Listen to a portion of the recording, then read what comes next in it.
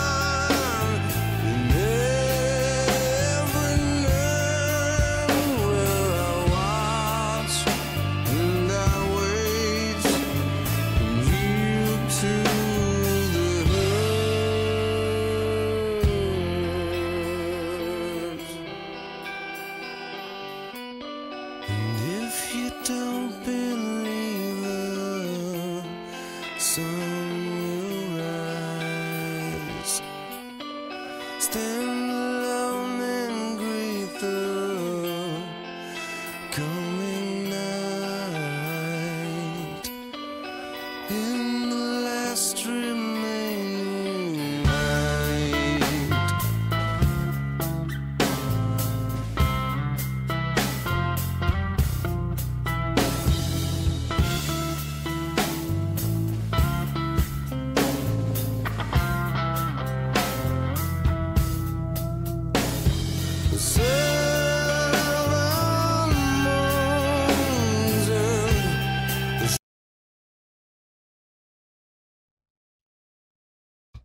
Okay.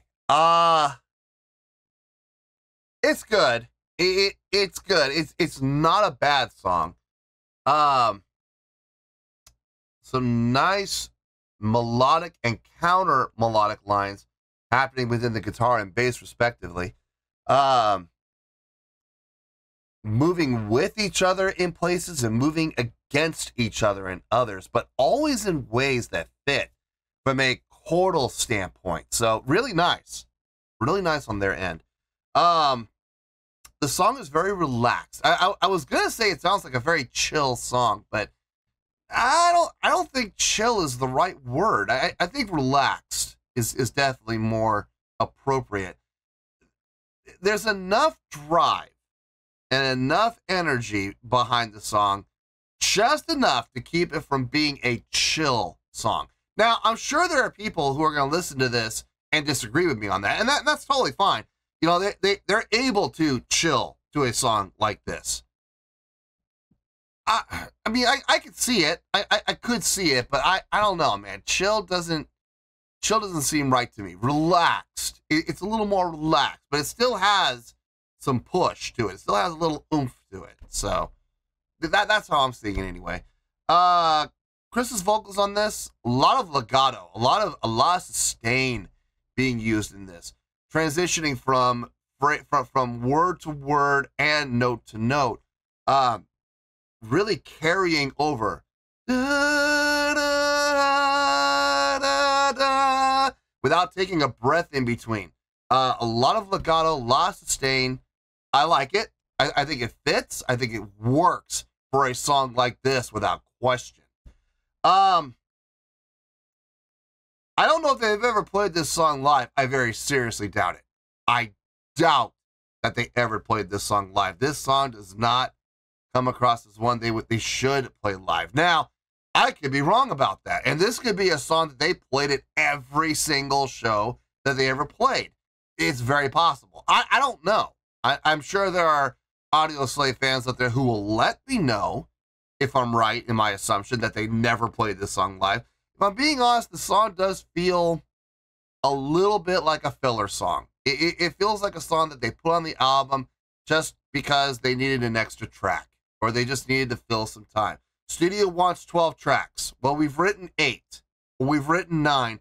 Let's quickly write, 3 or 4 more songs to fill it out, and we'll make the record execs happy. You know what I mean? This kind of feels like that. I don't know if that's true or not, but that's how it feels. So, anyway, let's finish this out, and we'll get to the review.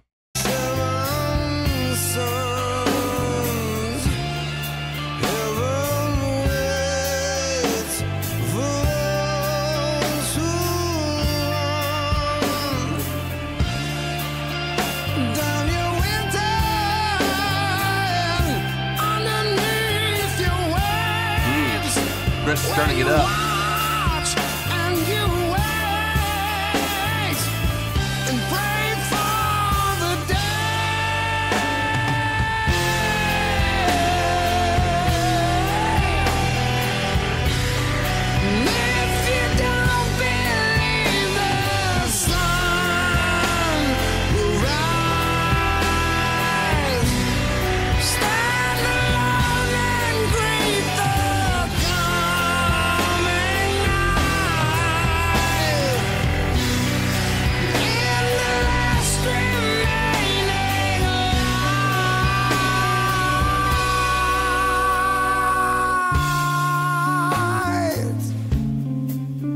Bring it all the way down again. They built and built and built and built and built to the apex.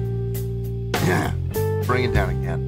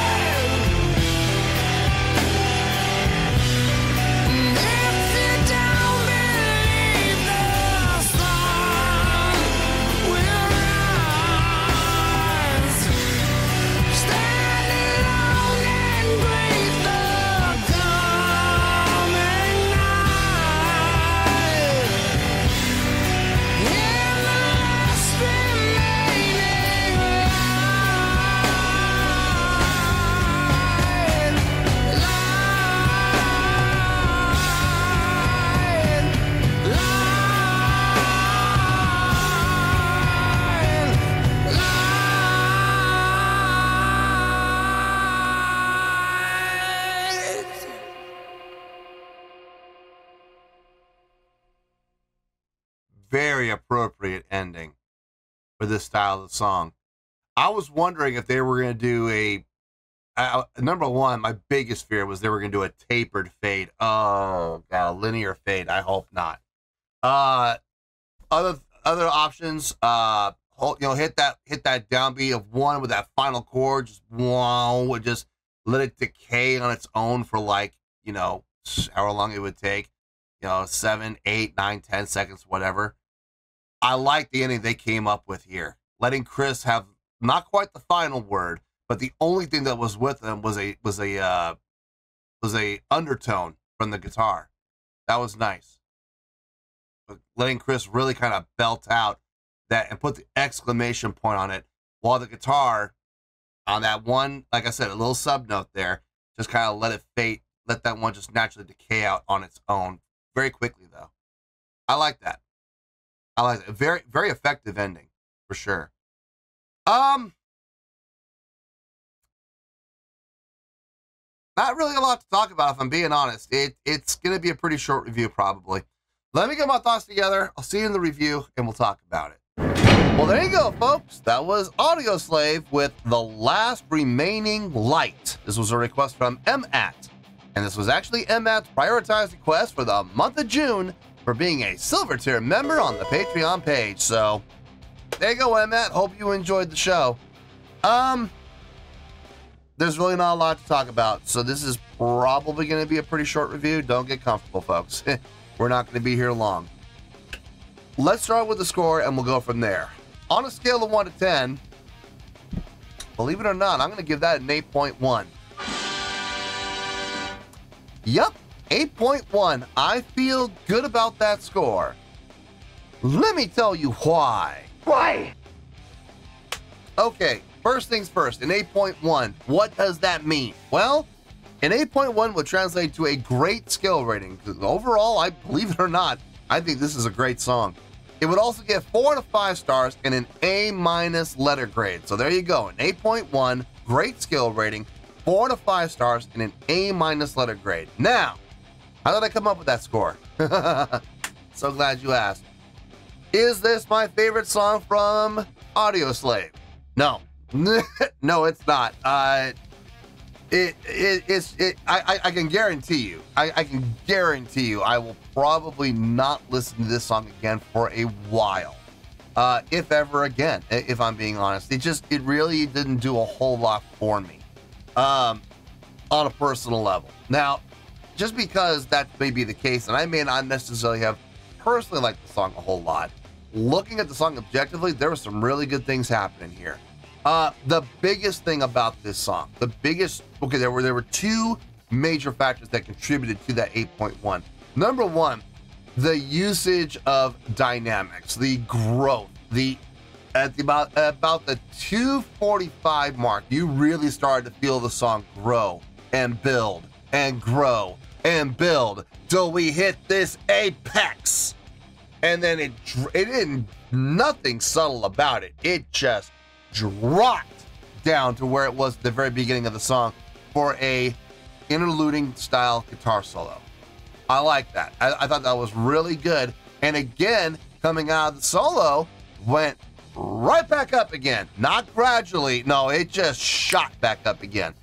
Great usage of dynamics in varying ways, showing different ways to utilize both builds gradually and suddenly.